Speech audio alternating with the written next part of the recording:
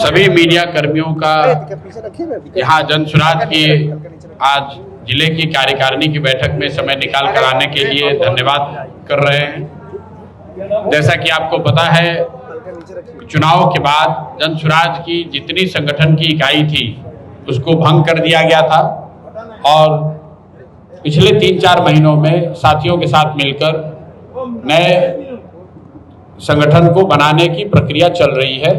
उसके तहत आज जो यहाँ पर 250 सदस्यीय जिला कार्यकारिणी है उसकी आज बैठक थी। यहाँ के साथियों के आमंत्रण पर मैं मेरे राज्य के कुछ साथियों के वरीय साथियों के साथ आकर इसमें शामिल हुआ हूँ। हम लोगों ने आपस में चर्चा की है, ये तय किया है कि शिवहर में जनसुराज को घर घर पहुँचाने के लिए, संगठन को और मजबूत करने के लिए, जनता की आवाज़ बनने के लिए जो कुछ भी करना है उस कार्यक्रम पर आगे के रास्ते पर चर्चा हुई है। और मेरा विश्वास है कि आने वाले 1-2 महीनों में एक मजबूत संगठन जनसुराज का आपको शिवहर में दिखेगा। शिवहर के संगठन के नेतृत्व का, शिवहर में संगठन से जुड़े हुए सभी लोगों का भी मैं आभार व्यक्त करता हूं कि वो लोग सब जनसुराज की इतनी बड़ी हार के बाद भी इस विचारधारा से, इस प्रयास से जुड़े हुए हैं और इसको मजबूत करने के लिए अपना सब कुछ इस व्यवस्था को उन्होंने दिया है। उसके लिए मैं व्यक्तिगत तौर पर सबका आभार व्यक्त करता हूं। सर, बांकीपुर चुनाव के लिए आपने जो मैसेज दिया है उसमें लिखा है कि नवनिर्माण बिहार का, जी, तो उस पर कुछ बोला जाए। नवनिर्माण की जो बात है वो 20 नवंबर को जब मैं चुनाव के बाद गांधी भितरवा आश्रम में एक दिन का हम लोगों ने मौन उपवास रखा था, उस समय हम लोगों ने इस बात की घोषणा की थी कि नई सरकार बन गई। सरकार नई जब बन गई है तो उसको 6 महीने उनको अपने वादों को पूरा करने के लिए, व्यवस्था में बदलाव परिवर्तन करने के लिए दिया जाएगा। 6 महीने के बाद अगर स्थिति नहीं बदली तो बिहार में फिर से जनता की आवाज़ लेकर जनसुराज के साथी खड़े होंगे। उसी दिन मैंने ये भी घोषणा की थी कि जैसे मैंने शुरुआती जनसुराज के दिनों में 2-2.5 साल पैदल गांव-गांव चल के लोगों को समझाया, लोगों को जोड़ा, उसी तरीके से 6 महीने पूरे जब हो जाएंगे तो मैं अब समाज के बीच में ही एक जनसुराज ने जो नवनिर्माण आश्रम बनाया है पटना IIT के पास, वहीं पर रहूंगा ताकि साथियों के साथ मिलकर आगे की व्यवस्था, आगे का कार्यक्रम चलाया जा सके। बिहार नवनिर्माण की जो संकल्पना है उसमें मूल बात वही है कि बिहार के समाज को इस बात के लिए समझाया जाए कि आपकी गरीबी, आपकी बदहाली तभी दूर होगी जब आप जगेंगे, अपने बच्चों के लिए जगेंगे, अपने बच्चों के पढ़ाई रोजगार के लिए वोट देंगे। जब तक आप वो नहीं करेंगे तब तक दल और नेता आते रहेंगे, बिहार में कोई बदलाव नहीं होगा। आप देख रहे हैं अभी सरकार बनी है और अभी क्या आलम है, भ्रष्टाचार का आलम क्या है लोग देख रहे हैं। एक सरकार ने कहा 1 करोड़ नौकरी दे देंगे, 6 महीने हो गए, 10 लाख नौकरी मिलनी चाहिए थी, 1 लोगों को भी नौकरी नहीं मिला। TRE 4 के बच्चे अपनी नौकरी के लिए वहां जब गए तो जैसे पहले लाठी चलाई जाती थी वैसे आज भी लाठी चलाई जा रही है। नीट का पेपर लीक हुआ है, जैसे पहले लीक हो रहा था इस बार भी लीक हुआ है, लाखों बच्चों और उनके परिवार वाले प्रभावित हुए। जो अपराध की स्थिति है वो आपके सामने है। अभी आप देख रहे हैं कि पहली बार कई वर्षों के बाद ऐसा हम लोग खबर सुन रहे हैं कि पटना में बेगूसराय के एक परिवार के साथ, एक बच्ची के साथ रात में खुलेआम कमरा को, होटल के कमरे को खोलकर बदतमीजी करने की, छेड़खानी करने की कोशिश हुई है जब लड़की का पिता वहां उनके साथ थे। तो एक तरीके से जंगल राज की आहट, जिस जंगल राज की बात लोग करते हैं वो जंगल राज की आहट लोगों को फिर से सुनाई दे रही है।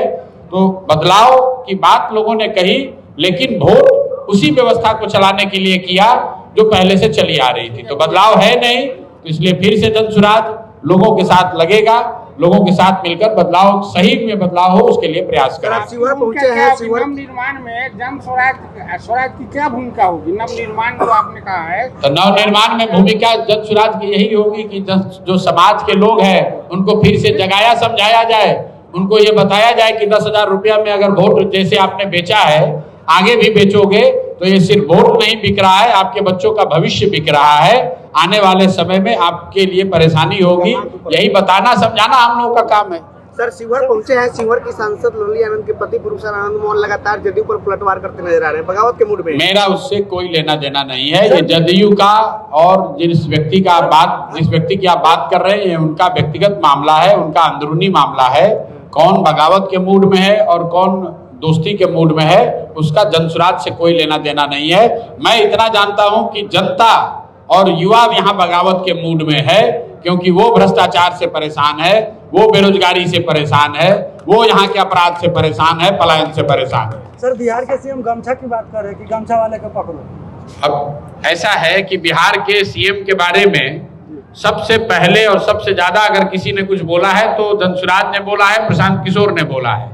हमने बताया है कि इनका चाल चरित्र चेहरा कैसा है, इनके पढ़ाई के बारे में बताया, इनके फेक डिग्री के बारे में बताया, इन्होंने अपने ही स्वजातीय कुशवाहा समाज के 7 लोगों की हत्या के अभियुक्त हैं ये भी बताया। इनकी सारी जो कारगुजारी है वो सबको जनता के सामने हम लोगों ने रखा है। अब ये सीएम बन गए हैं तो उससे उनका चाल चरित्र चेहरा तो बदलने वाला नहीं है। तो गमछे का रंग बताने के बजाय मुख्यमंत्री को बिहार में गरीबी कैसे दूर हो, उसके लिए कौन सा रंग चाहिए उसकी बात करनी चाहिए। पलायन कैसे रुकेगा, पलायन का रंग कैसे यहाँ से धीमा पड़ेगा, उसकी चर्चा करनी चाहिए। हरा और लाल ब्लू गमछे की बात करके समाज में लड़ाई कराना, वैमनस्यता फैलाना, इससे बिहार और बिहार के समाज का बहुत बड़ा नुकसान होगा। कोई फायदा नहीं है। ये सिर्फ राजनीति कर रहे हैं। जिस हरे गमछे की बात कर रहे हैं उसी राजद में तो ये खुद रहे हैं, इनके पिताजी रहे हैं, जीवन भर वहीं पर रह के राजनीति की है। तो राजद के लोगों उस समय तो हरा गमछा पहन के ही घूम रहे थे। इनके पिताजी का बयान है, देख लीजिए मुंगेर में, कि हम लोग तो मोदी जी को यहीं मैदान में गाड़ देंगे। ये उन्हीं के शब्द हैं, उन्हीं के वक्तव्य हैं। तो ये तो कुर्सी के लिए आज गमछा भगवा पहने हुए हैं तो हरा को दोषी बता रहे हैं। कल हरा गमछा से कुर्सी मिल जाए तो भगवा को दोषी बताने लगेंगे। उनके लिए कोई रंग नहीं है, एक ही रंग है, वो है सत्ता का रंग। सर, बांकीपुर के चुनावी मैदान में आपकी चुनाव लड़ने की अटकलें बताई जा रही है, इसको लेकर बांकीपुर के चुनाव मैदान में भाजपा को सीधी चुनौती अगर कोई देगा तो जनसुराज ही देगा। 40-45 साल से भाजपा के एक ही व्यक्ति, एक ही परिवार के लोग वहां से जीत रहे हैं।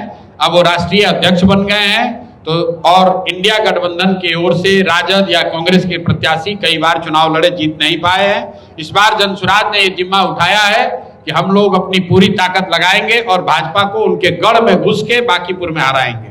कॉकरोच पार्टी भी संगठन नया आगाज हो गया है पूरे देश में, तो कुछ कहना चाहेंगे सर आप? भैया, कॉकरोच पार्टी जो है वो अभी ट्रेडिशनल तरीके की कोई पार्टी नहीं है। एक तरीके से ऑनलाइन एक अभियान है, एक प्रयास है लोगों का। उसमें इसलिए उसकी चर्चा हो रही है कि उसमें 2 करोड़ से ज्यादा लोग जाके इंस्टा के पेज पर लाइक कर दिए, मतलब 2 करोड़ से ज्यादा लोग उससे जुड़ गए हैं।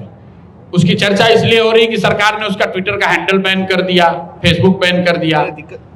देखिए उस पेज पर कितने लोग हैं, उसका नाम कॉकरोच पार्टी है या कोई दूसरा पार्टी है, इसका महत्व नहीं है। महत्व इस बात का है, ये दिखाता है कि 2 करोड़ युवा अगर जाके 2 करोड़ लोग अगर किसी पेज को लाइक कर रहे हैं जो व्यवस्था के खिलाफ है, तो ये दिखाता है कि समाज के एक बड़े वर्ग में व्यवस्था के प्रति नाराजगी है। यहाँ की बेरोजगारी को लेकर, महंगाई को लेकर, अशिक्षा को लेकर, जो यहाँ पर पेपर लीक हो रहे हैं, जिस तरह के शब्द युवाओं के लिए एस्टेब्लिशमेंट के लोग ले रहे हैं, उससे नाराजगी है। इसीलिए 2 करोड़ से ज्यादा लोग आपको उस कॉकरोच पार्टी के पेज पर दिख रहे हैं। तो अगर आप सत्ता में हैं, अगर आप व्यवस्था को चला रहे हैं, तो आपको चिंता करनी चाहिए, क्योंकि ये समाज में एक बहुत बड़े असंतोष को दिखाता है। सर, जिस तरह से जीविका दीदियों को दिया गया था कि 2-2 लाख रुपए दिया जाएगा बिहार चुनाव में 2025 में, आप जाके ले लीजिए, जो जिन्होंने कहा था